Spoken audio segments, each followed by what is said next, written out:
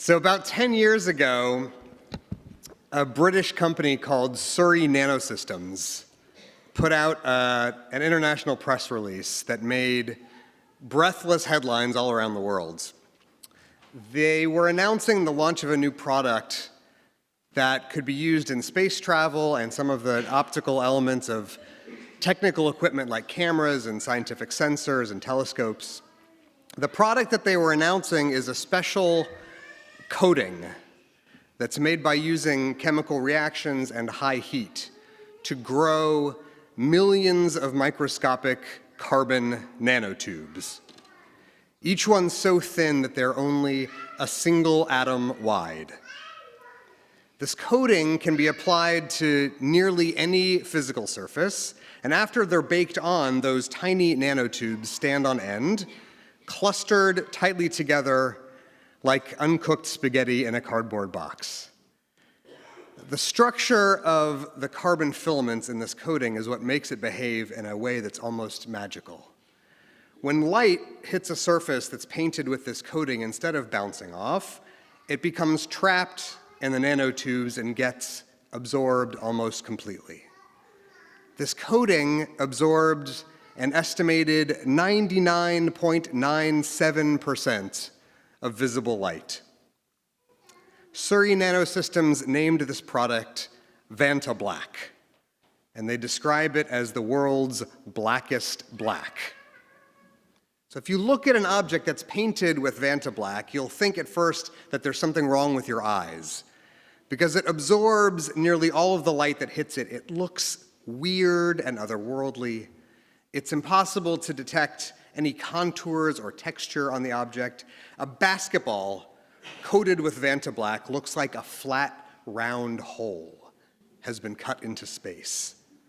It is truly bizarre and unsettling to gaze upon the world's blackest black. I found myself recently looking back on the articles that were written when Vanta Black was launched, because this week we read the section of the Torah story that describes the deployment of the 9th plague on Egypt, the plague of darkness. A lot of the classic religious literature about this plague describes it like an ancient version of Vanta Black, a kind of darkness that was completely different from any other we might experience in our everyday lives. If Vanta Black is the world's blackest black, the 9th plague, our rabbis teach us, produced the world's darkest dark. The Hebrew text of the Torah that describes this plague says, Vayamesh choshech. It was a tangible darkness, a darkness with physical mass and substance. You could touch it. Imagine what darkness would feel like. Would it be thick and sticky like tar? Would it be cold and drafty like the inside of a refrigerator, or damp and warm like an attic with the lights off? It is a little fun and a little bit unsettling to think about what a tangible darkness might feel like. Some of the rabbis in the Middle Ages imagined that the most prominent physical characteristic of that plague of darkness was an intense viscosity.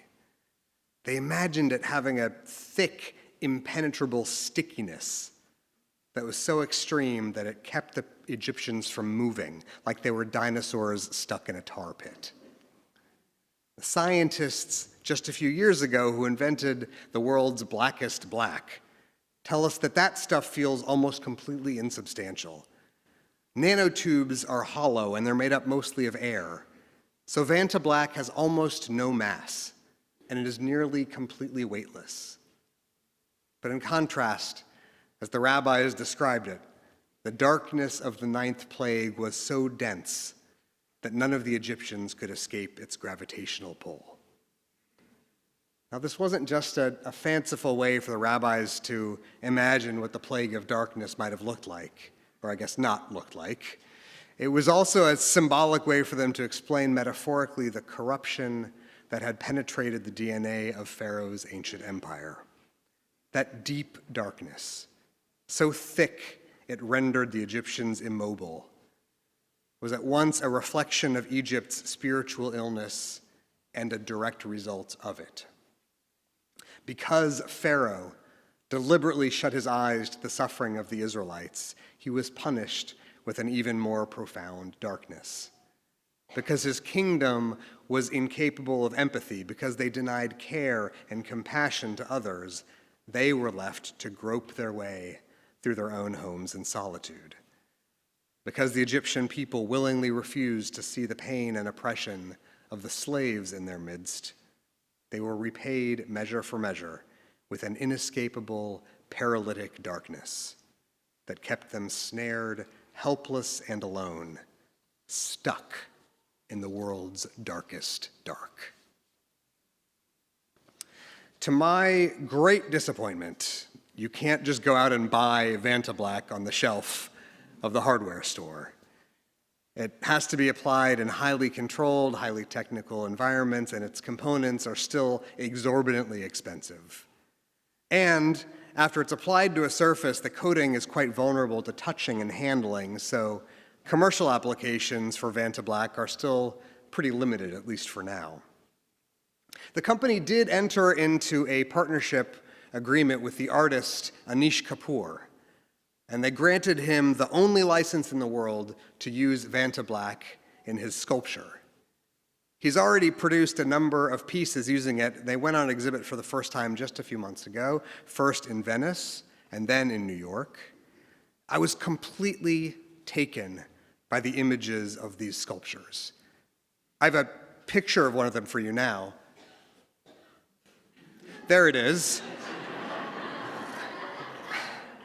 You can see the pictures, you can really see the pictures of the sculptures online. And I still hope I'll have the chance to see them in person one day, because when the exhibitions opened, the BBC interviewed Kapoor and asked him to talk about what it's like to look at a sculpture that's coated in Vantablack. Here's what he said. Imagine a space that's so dark that as you walk in, you lose all sense of where you are, what you are, and all sense of time. Anish Kapoor didn't mean that as a spiritual metaphor or a commentary on the book of Exodus, but he might as well have. When the darkness settled over Egypt, the Torah says, Lo ra'u ish et achiv, a person was unable to see anyone else, even his own brother. The plague of darkness enveloped the Egyptians in a darkness so intense that it occluded everything else from them. Their awareness of other people, their sense of time, even their own personal identity. According to a Hasidic teaching from the 19th century, that was exactly what the plague of darkness was intended to do, and that was the message it was intended to communicate. The ninth plague came to punish Egypt for the sins of narcissism and self-centeredness. Theirs was a society in which everyone worried only about himself and his own immediate concerns, where every person was unable to see beyond his own personal needs, no matter how petty and insignificant they may have been. Because of the pervasive selfishness in Egypt, because of the Egyptians' inability to see other people's suffering, they were blindfolded with a darkness so profound that ultimately it even robbed them of themselves. As it always does, the acceleration of science continued even more rapidly after the invention of Vantablack. Scientists steadily competing with each other in a race to create an even blacker black. Now, the most recent scientific articles tell us that researchers at MIT have succeeded in outdoing Surrey Nanosystems and have now produced a new coating that is 99.98% black. None of us, I'm sure, could tell the difference anyway, but it's still interesting to think about the competition to answer the question of just how black can be. Far from our 21st century, far from these mind-boggling scientific discoveries, some of our oldest and most venerated sages taught us to understand what darkness really means. Describes a world in which a person or a society is so deeply sunk in our own selfish concerns that ourselves paradoxically vanish. A place where we're so stubbornly refusing to see others and their needs that we lose our awareness of who we are and what is expected of us. A community in which we so stridently refuse to make time for others that we lose our sense of time, where we're located in the sweep of history and what we must leave behind for those who will come after us. Ancient Egypt was punished by being draped in deep darkness, a proportionate punishment for their inability to see beyond themselves. But we are the descendants of Bnei Yisrael, the children of Israel, of whom it was written, Ulchol Bnei Yisrael, Haya or b'moshvotam. For the children of Israel there was light in all their dwelling places. Friends, ours is too often a world of deep darkness, and so it is my prayer and it is our charge to shine bright light with every word and every deed, and at the same time to keep our own eyes open, to see one another, to witness the needs of the world, and to shine into those dark spaces a glowing, resplendent light. Amen.